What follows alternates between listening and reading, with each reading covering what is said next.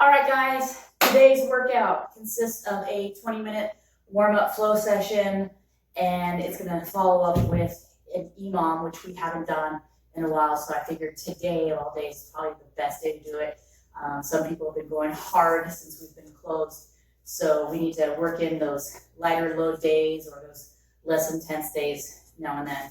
So to start off with our flow session, we have several movements, the first being 3 inchworm push-ups. Now what you want to do is, if you don't have a whole lot of real estate, you can do the walk out to push up and in, or if you have more distance, you can do the inchworm. So start with your feet just outside the hips. You're going to fold at the hips, come toward the floor, soften the knees as much as you need to, and then walk those hands out.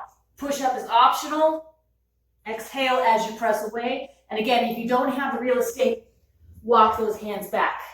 If you do have the space, perform that inchworm, walk out, again, optional push up, and then walk the feet to the hands, rise every repetition.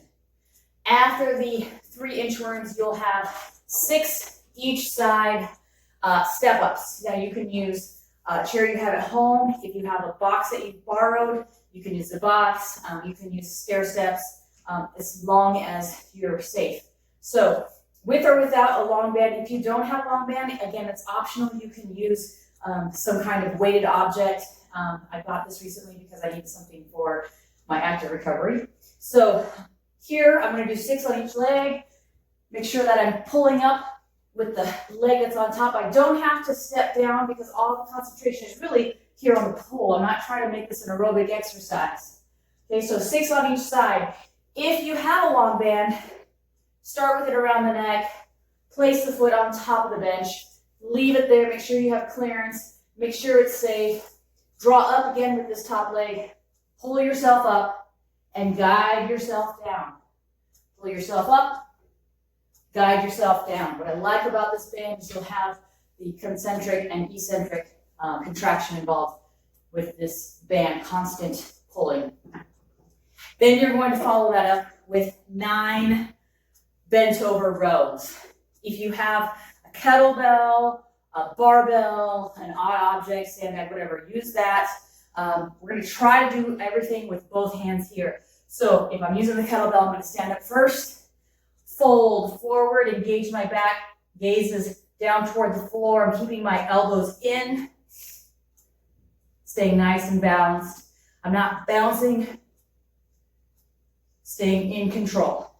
Okay, 9 of those, followed by 30 seconds on each leg, single leg balance. So if balance by itself is difficult for you, just maintain this position for 30 seconds. If you want to add a little challenge to it, bring those hands up. If you want to add even more challenge, you're going to add your cross chop. So you're moving in a diagonal pattern with those arms, okay? 30 seconds on one side, 30 seconds on the other, and you will notice that one side will favor over the other. Then you'll have 6 RDLs. Option 1 is your odd object, kettlebell, dumbbell, whatever. Legs hip width apart, knees soft, but legs are straight. Start with a nice proud chest, squeeze the glutes, send those hips back as that bell comes toward the floor. Range of motion is going to vary from person to person. Some of us are a little more bendy than others. That's okay. Step down with knees bent. If you have a long band, do it with a long band.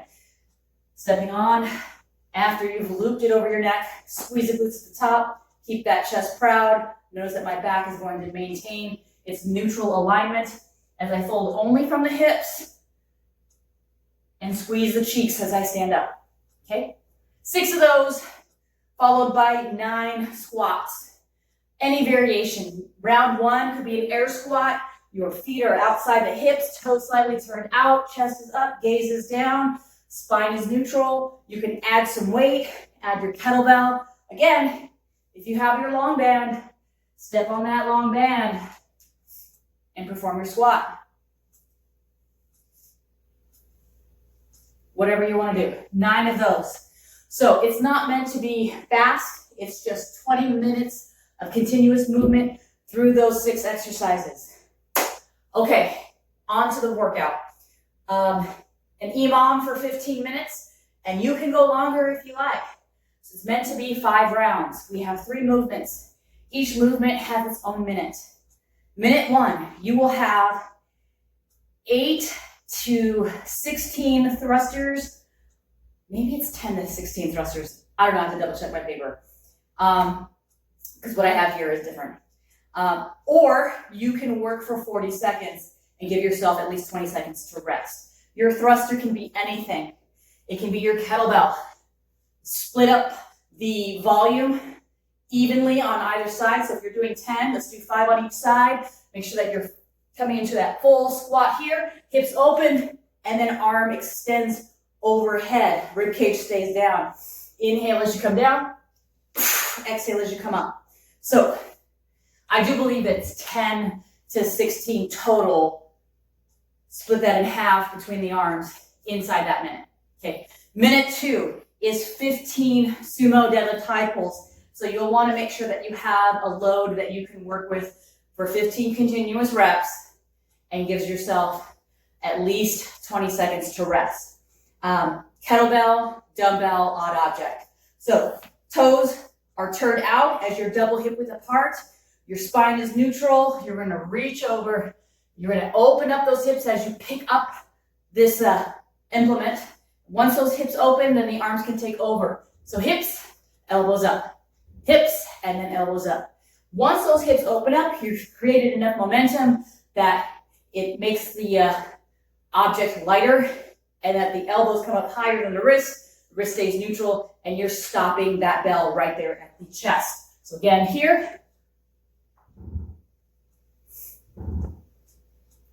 All right. 15 is doable inside that minute. And then your third minute is 30 seconds of a Russian kettlebell swing. And you'll want to track your total repetitions because that will be your score today. So kettlebell swing, Russian style, tripod position here, tip that bell. My weight is shifting back. Eyes are forward, lats engaged. I'm going to drag that bell and hike that football.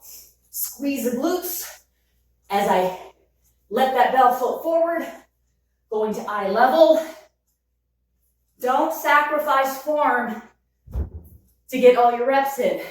You have 5 chances, 30 seconds each, to maximize your total amount of reps, and that's your score today. So 15 minutes or more, 5 rounds total.